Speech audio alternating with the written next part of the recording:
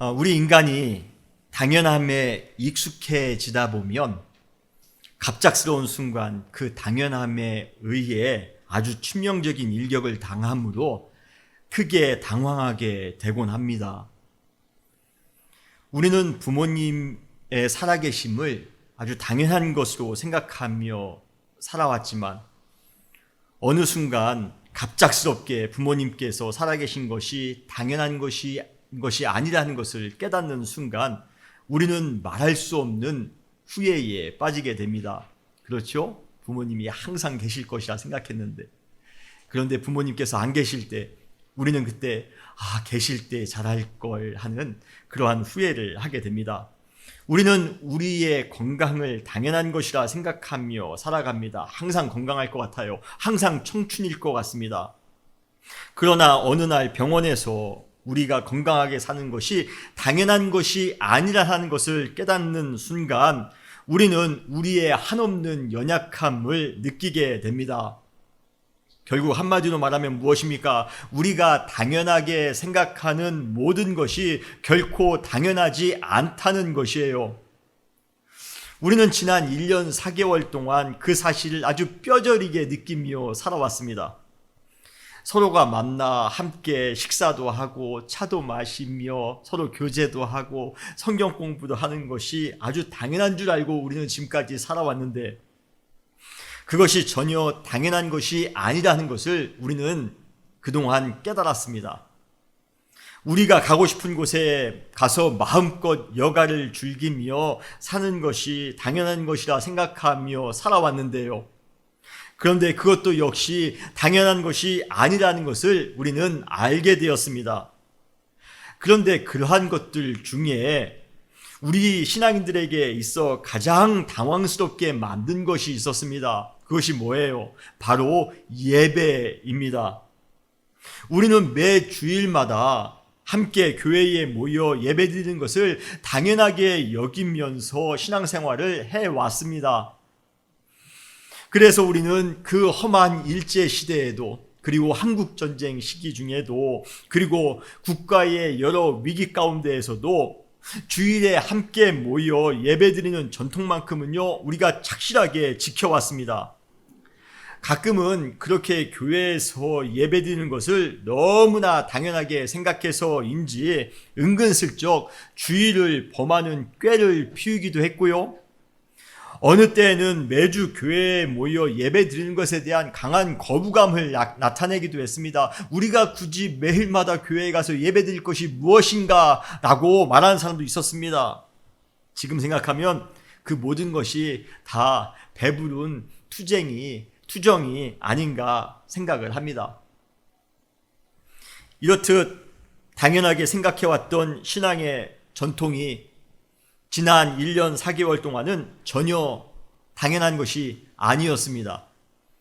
신앙의 자유가 완벽하게 보장되는 이 미국과 대한민국 사회에서 전염병으로 인해 그것도 잠깐이 아니라 1년 4개월 동안 예배를 드리지 못할 것이라고 누구 하나 생각인들 했겠습니까?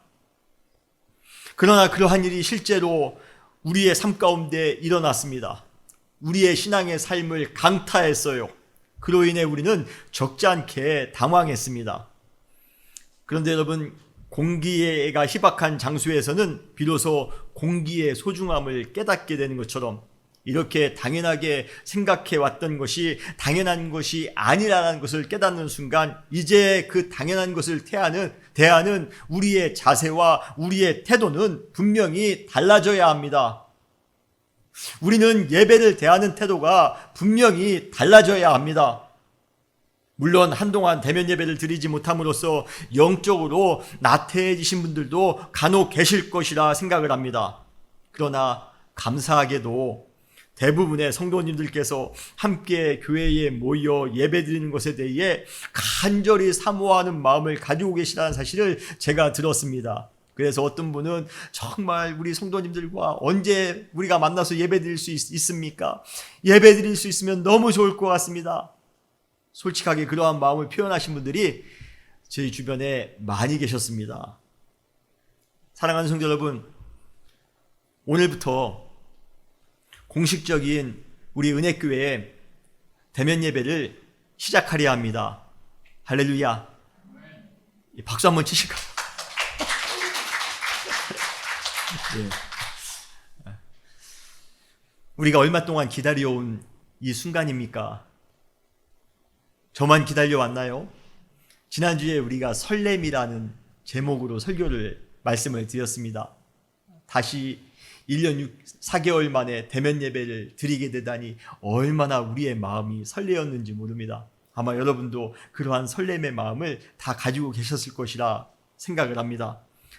우리가 처음 온라인 라이브 주일 예배를 시도할 때까지만 해도 그냥 몇 주 임시적으로 드리고 다시 우리가 대면 예배를 드릴 것이라 생각했는데 그 시간이 이렇게 길어질 줄은 아무도 몰랐습니다. 물론 아직 완벽하게 팬데믹 상황이 종식된 것은 아니지만 그래도 여러 우여곡절 끝에 오늘부터 공식적으로 대면 예배를 드릴 수 있도록 은혜를 주신 하나님께 얼마나 감사한지 모릅니다. 이렇게 어렵사리 새롭게 시작하는 오늘 대면 예배부터는 분명히 남다른 각오와 남다른 결단을 가지고 예배를 드려야 되지 않을까 생각을 합니다. 우리가 오늘부터 드리는 대면 예배는 과거에 드렸던 예배와는 완전히 다른 결심을 가지고 전혀 새로운 예배를 드려야 합니다. 사실 하나님께서는 왜 팬데믹이라는 이러한 극단적인 상황을 우리에게 주신 것인가 한번 곰곰이 생각해 볼 필요가 있습니다. 왜 주님이 우리에게 이러한 팬데믹 상황을 주신 것인가? 그것은 바로 우리 시대 전체를 향해 영적인 각성의 기회를 주신 것입니다. 제발 깨달으라는 것이에요.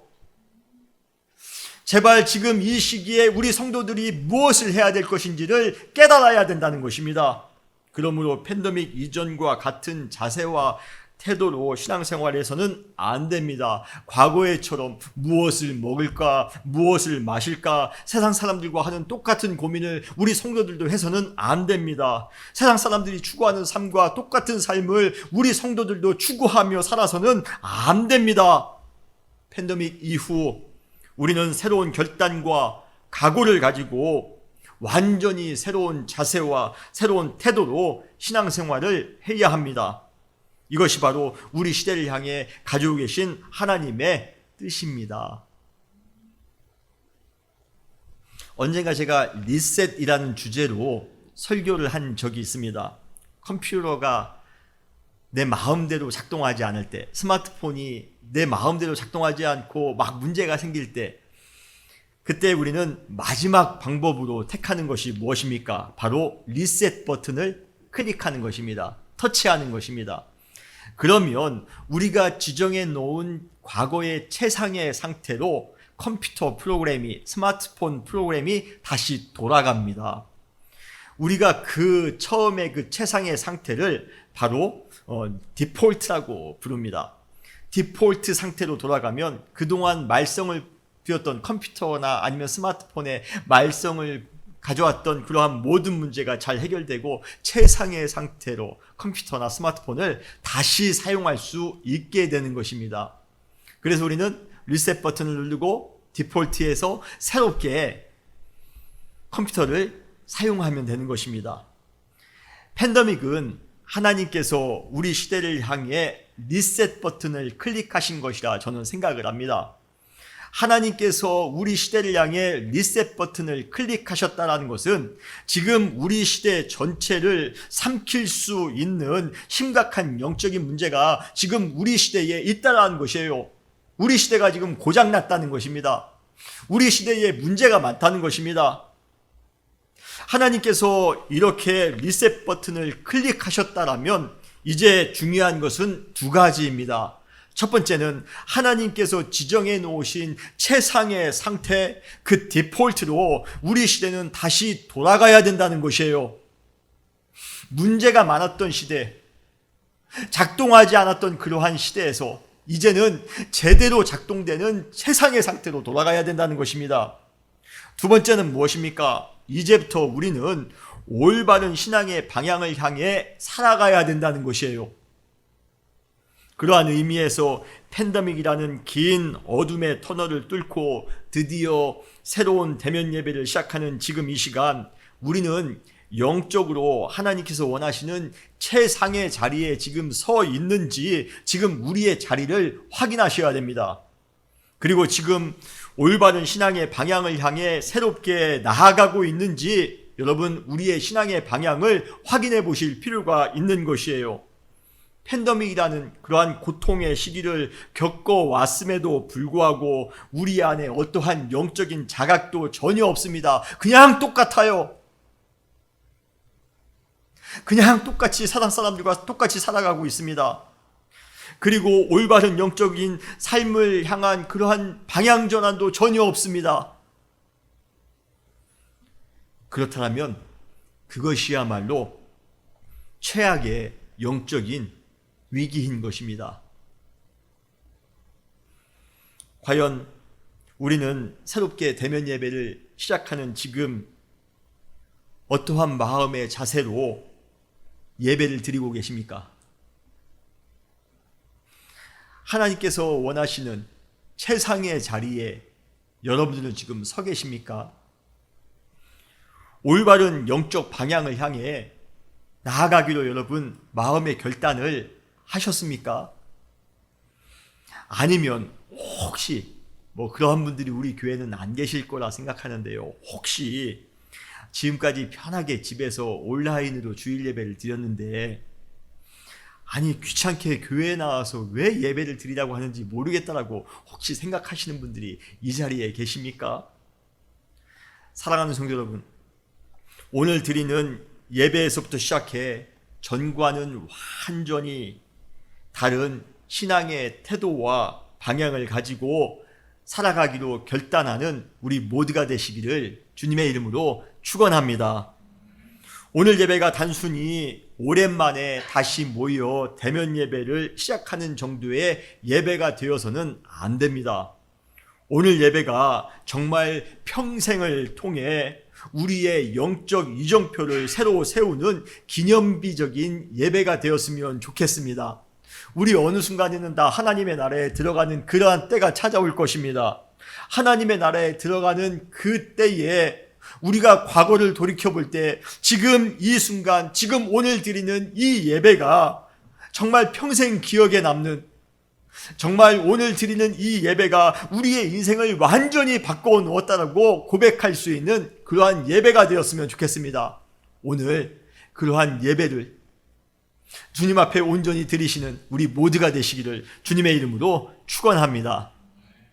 그러한 의미에서 오늘 로마서 8장은 새롭게 영적인 여정을 출발하고자 하는 우리 모두에게 가장 적절한 말씀이 아닐까 생각을 합니다.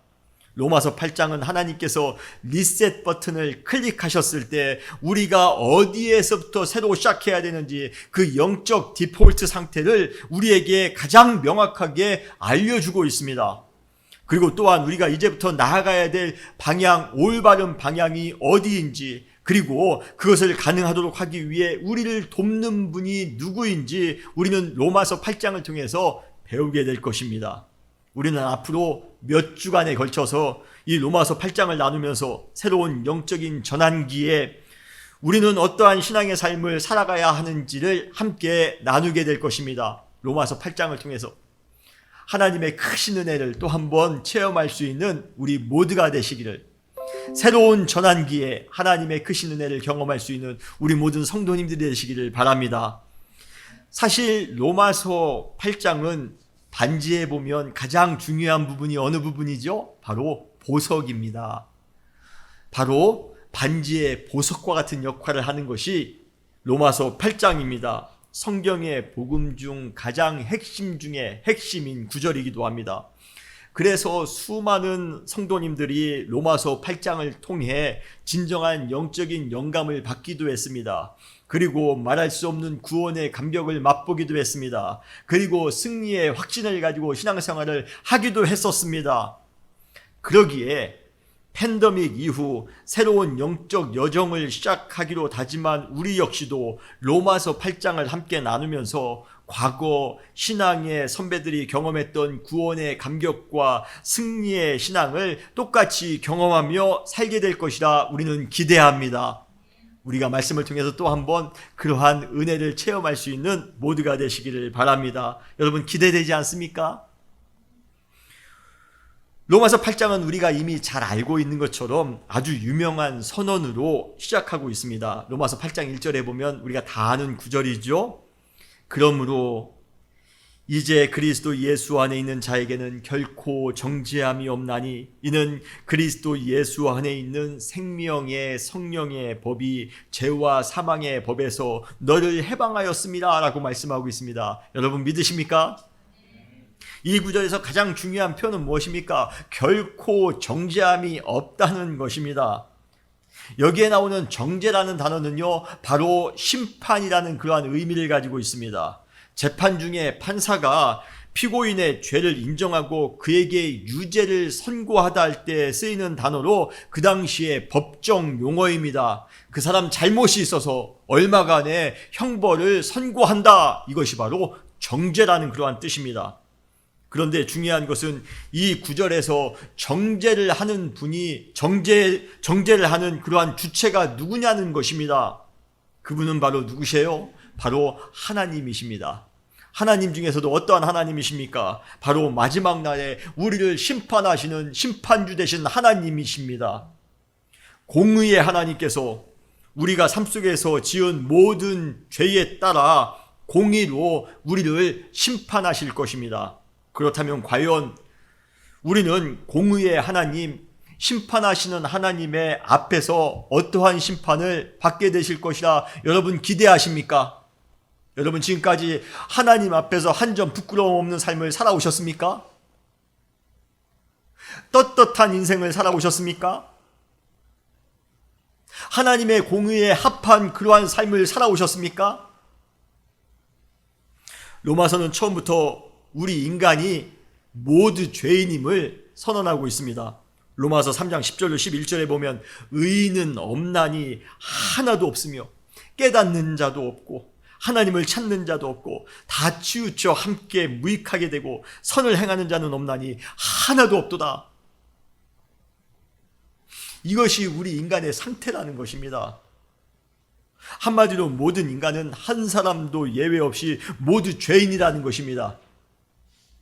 로마서 7장에 보면 탁월한 신앙인이었던 바울이 자기 속에 있는 죄로 인해 고통스러워하는 모습을 아주 솔직하게 고백하고 있는 것을 우리는 볼 수가 있습니다. 로마서 7장 22절로 24절에 보면 내 속사람으로는 하나님의 법을 즐거워하되 내 지체 속에 있는 다른 한 법이 내 마음의 법과 싸워 내 지체 속에 있는 죄의 법으로 나를 사로잡는 것을 보았도다.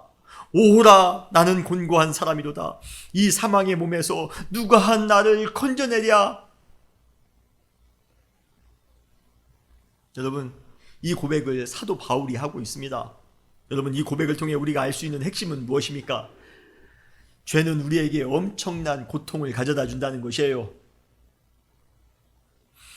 그럼에도 불구하고 그 어느 누구도 그 죄의 고통으로부터 자기 스스로를 구원할 수 없다는 것입니다. 그리고 또 구원해 줄 사람도 없다는 것입니다. 여러분 제가 이미 여러 번 말씀드렸습니다. 사도 바울은 어떤 사람입니까? 날 때부터 로마의 시민권을 가지고 있는 신분에 있어서는요 자유한 사람이었습니다. 그는 천막 기술자였어요. 텐트 메이커였습니다. 그래서 그는 재정적으로도 하나도 어렵지 않았습니다. 그는 공부도 할 만큼 했습니다. 그리고 어느 정도의 권력도 가지고 있었던 사람이었습니다. 그런데 그러할지라도 죄가 그를 사로잡는 순간 그는 감당할 수 없는 사망의 쓰디쓴 고통을 맛보았다는 것이에요. 그리고 그러한 고통을 맛보았음에도 불구하고 자신이 가지고 있는 인간적인 화려한 조건들이 자신을 죄로부터 구원하는데 아무런 소용도 없더라는 것입니다. 돈이 있어도 안 되더라는 것이에요. 권력이 있어도 안 되더라는 것입니다. 능력이 있고 신분이 자유로워도 안 된다는 것입니다.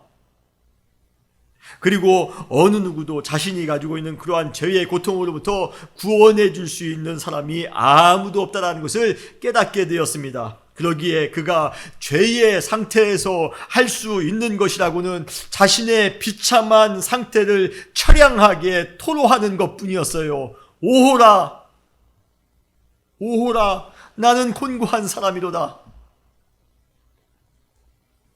사도 바울이 자신의 죄로 인해 이 정도로 고통스럽게 고백했다면 여러분은 어떠십니까?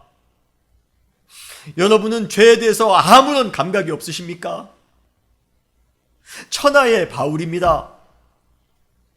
신앙에 있어서는요, 하나님을 사랑하는 것에 있어서는 누구도 따라갈 수 없는 바울이었습니다. 그런데 바울마저도 오호라 나는 곤고한 사람이로다 고백했을 정도라면요, 우리는 어떻습니까? 여러분, 죄에 대해서 떳떳하십니까? 어쩌면 우리 안에 그러한 고백이 없다라는 것, 죄에 대해서 아무런 감각이 없다라는 것, 이것은요, 영적으로 큰 문제가 있다라는 것입니다. 영적으로 우리의 영혼이 지금 고장났다라는 것입니다. 우리 시대가 가지고 있는 가장 큰 오만은 하나님 없어도 우리 스스로 구원에 이를 수 있다라는 생각들입니다.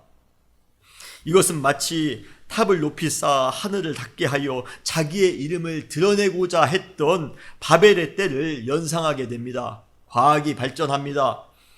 기술과 의학이 비약적으로 발전했습니다. 그러기에 인류의 삶이 편리해진 것만은 확실합니다. 그렇다고 해서 그러나 그것이 우리 인간이 가지고 있는 근본적인 죄의 문제를 다 해결해 줄 수 있다고 생각하는 것은요, 여러분, 큰 오산입니다. 우리가 스마트폰을 자유롭게 사용하게 됐다고 해서요, 인터넷 스피드가 빨라졌다고 해서요, 우리가 우주선을 타고 화성에 도착한다고 해서요, 최신식 자동차를 만듭니다, 세탁기를 만들었다고 해서요, 더 많은 병을 치료할 수 있다고 해서요. 그래서 우리 인간이 가지고 있는 죄의 문제까지도 해결할 수 있다라고, 우리의 죄의 문제로부터 우리를 구원할 수 있다라고 생각한다라면 우리는 지금 착각하는 것입니다. 시대의 발전과 상관없이 우리가 아무리 좋은 것을 사용하고 우리가 아무리 좋은 것을 가지고 있다 할지라도 우리의 고백 역시 바울의 그 처량한 고백을 능가할 수가 없습니다. 오라, 나는 곤고한 사람이로다. 이 사망의 몸에서 누가 나를 건져낼 것인가? 돈으로도 안 돼요. 권력으로도 안 돼요. 내가 참 가진 것 이만큼 있는데도 안 됩니다. 어떻게 해야 됩니까? 이것이 바로 팬데믹 이전에 우리의 솔직한 모습이었습니다. 비신앙인들은 하나님 없어도 자신의 노력으로 충분히 자신을 구원할 수 있다라는 교만으로 아주 충만했습니다. 그러나 동시에 모든 인간은 서로의 구원을 원천적으로 방해하는 탐욕과 이기심으로도 자기의 마음을 가득 채우며 살아갔다는 것이에요. 우리 신앙인들은 어떻습니까? 언젠가부터 자신의 죄를 깨닫고 회개하는 것에 대해서 불편하게 생각합니다. 교회에서 죄에 대해서 말하지 말라는 것입니다. 사랑의 용서, 십자가의 헌신, 희생적인 구제, 그런 고리타분한 것은 얘기하지 말라는 것입니다. 물질적인 축복이나 만사 형통에만 모든 사람들이 다 열광합니다. 예배를 통해 하나님의 임재를 체험하고 영적 결단을 하며 살아가기보다는 그냥 마지못해 하나님께 드려주는 정도의 예배로 예배의 가치를 하락시켰습니다. 영적인 감정은요, 다 메말라 있습니다. 부르짖어 기도하는 소리도 이미 그친 지 오래입니다. 언제 우리가 부르짖어 하나님께 기도했던가, 언제 하나님께 금식하며 기도했던가, 아주 가물가물합니다. 우리의 시대 정신이나 우리의 영적 수준이 이 정도라면 이 시대는 제대로 작동하지 못하는 컴퓨터나 스마트폰처럼 모든 면에서 고장나기 쉽습니다. 우리 시대가 고장나서야 되겠습니까? 우리 시대가 영적으로 희망이 없어서야 되겠습니까? 이러한 영적인 위기의 시기에 팬데믹은 그러한 우리의 부실한 모습을 솔직하게 인정하고 다시 새롭게 변화된 영적 존재로 살아가라는 하나님의 신호입니다. 더 이상 죄인된 모습으로 고통스럽게 살지 말고 하나님의 거룩한 백성으로서 하나님의 자녀로서 회복된 삶을 살아가라는 하나님의 경고등인 것입니다. 감사하게도 로마서 8장 1절은 팬데믹 이후 더 이상 우리가 죄인으로 곤고한 삶을 살 것이 아니라 완전히 새로운 존재로서 은혜의 삶을 살아갈 수 있게 되었음을 선언하고 있습니다. 사실 우리는 죄인으로서 우리의 죄로 인해 심판주 되신 하나님으로부터, 공의의 하나님으로부터 가혹한 형벌을 받게 될 것이라 우리는 생각했었습니다. 그런데 이게 웬일입니까? 정말 생각지도 못한 결론이 우리 가운데 내려졌다는 것입니다. 무엇이에요? 결코 정죄함이 없나니. 정죄받을 줄 알았는데요. 죄로 인해 심판을 받을 줄 알았는데요. 하나님이 우리에게 다시 선언하고 있습니다. 심판주 되신 하나님이 결코 정죄함이 없나니. 다시 말해 우리의 엄연한 죄에도 불구하고 하나님께서는 우리에게 무죄를 선고하셨습니다. 심지어 그것을 로마서의 다른 부분에서는요, 의롭다 하심을 얻었다라고 표현하고 있습니다. 의롭지 않은 존재인데요. 여러분, 우리가 무슨 의로운 것이 있겠습니까? 그러나 의롭지 않은 존재인데도 불구하고 하나님께서는 우리를 의롭다라고 판결하셨다는 것이에요. 여러분, 정말 놀라운 반전이 아닙니까? 그렇다면 이러한 결과가 가능한 이유는 무엇입니까? 그 이유는 아주 간단합니다. 바로 우리가 예수 그리스도 안에 있었기 때문입니다. 여러분 믿으십니까? 1절에 보시면 그리스도 예수 안에 있는 자에게는 결코 정죄함이 없나니라고 말씀하십니다. 그러면서 2절에 우리가 결코 정죄함이 없는 이유를 구체적으로 소개하고 있습니다. 이는 왜냐하면이란 뜻입니다. 이는 그리스도 예수 안에 있는 생명의 성령의 법이 죄와 사망의 법에서 너를 해방하였다라고 선언하고 있는 것이에요. 우리는 하나님께서 우리의 행위에 따라 죄와 사망의 법, 바울의 표현으로 하면 이것은 율법입니다. 이것으로 우리를 정죄할 줄 알았는데요. 우리를 심판하실 줄 알았는데요. 그러지 않으시고 전혀 새로운 법을 동원하십니다. 그것은 뭡니까? 그리스도 안에 있는 생명의 성령의 법입니다. 이러한 새로운 법으로 우리를 정죄하지 아니하시고 죄가 없는 죄인을 석방하듯이 자유를 주듯이 우리에게 해방을 주셨다는 것입니다. 여러분 믿으십니까? 우리는 이 사실에 대해서 다음 주에 더욱더 구체적으로 함께 말씀을 나누게 될 것입니다. 그러므로 우리는 더 이상 과거의 죄에 눌려 오라 나는 곤고한 사람입니다. 누가 사망의 몸에서 나를 건져낼 수 있겠습니까? 라고 고통스럽게 부르짖으며 살 필요가 없게 된 것입니다. 이제 더 이상 우리를 정죄하지 아니하시고 오히려 죄로부터 우리를 완벽하게 회방을 주시는, 그래서 우리를 완전히 다른 존재로서 새로운 피조물로서 살아갈 수 있도록 변화를 주신 하나님의 은혜를 가지고 살아가면 되는 것입니다. 그러한 은혜로 살아가시는 우리 모든 성도님들이 되시기를 주님의 이름으로 축원합니다.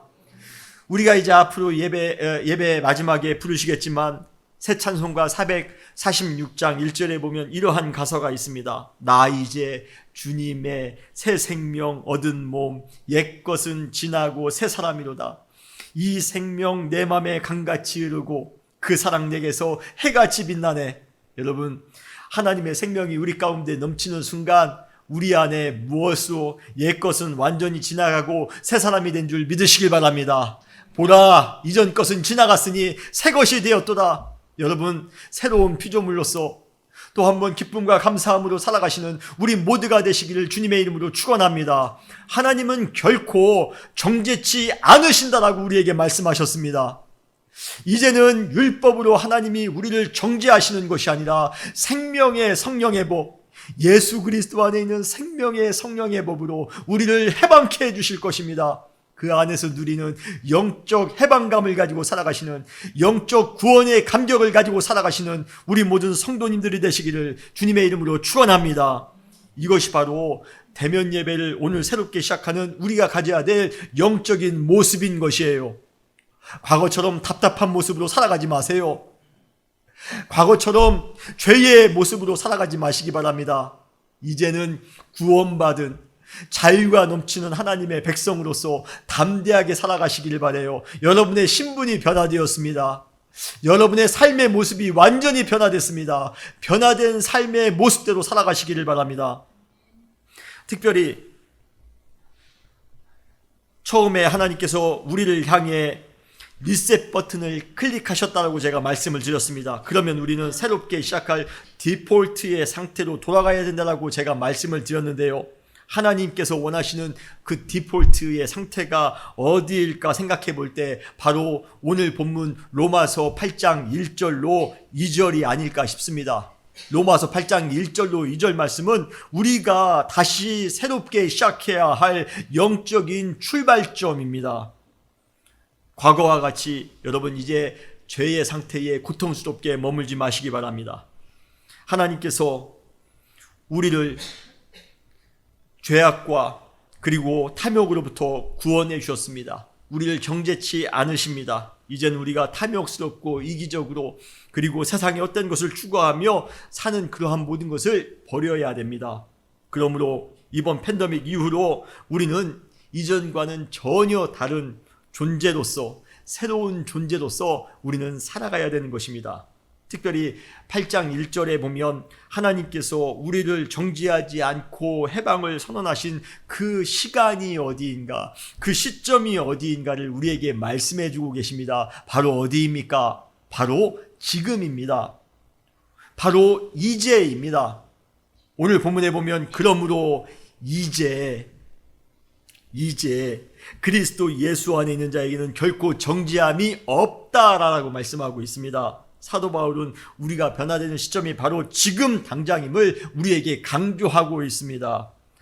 하나님은 우리 역시도 지금 당장 변화되기를 원합니다. 지금 이 예배를 드리는 순간 여러분 변화되시기 바랍니다. New beginning. 이제부터 우리는 새로운 출발을 하게 될 것입니다. 여러분 오늘 예배를 통하여 새로운 출발을 다짐하시기를 바랍니다.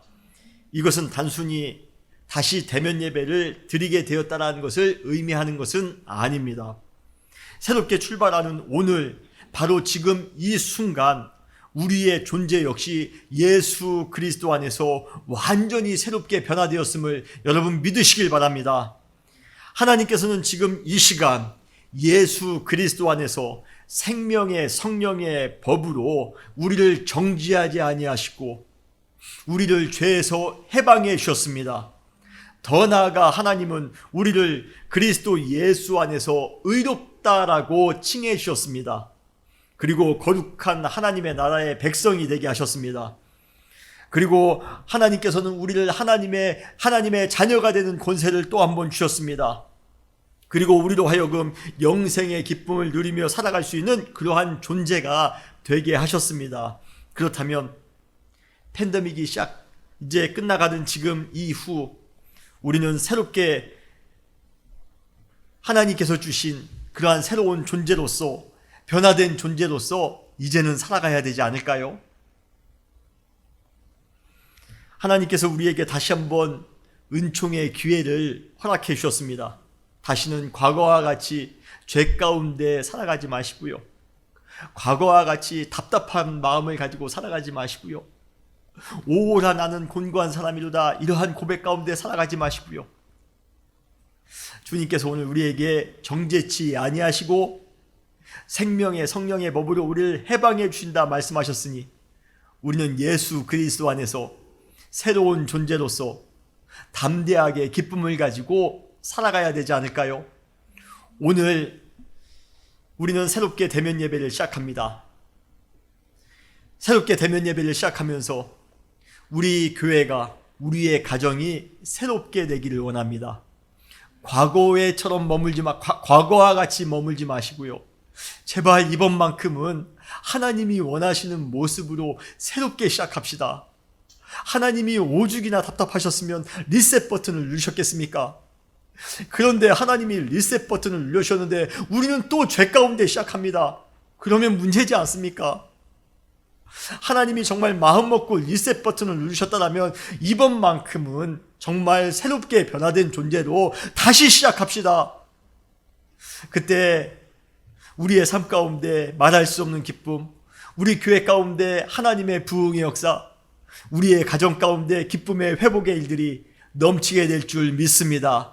그러한 은혜 가운데 살아가시는 우리 모든 사랑하는 성도님들이 되시기를 주님의 이름으로 축원합니다. 다시 기도하시겠습니다.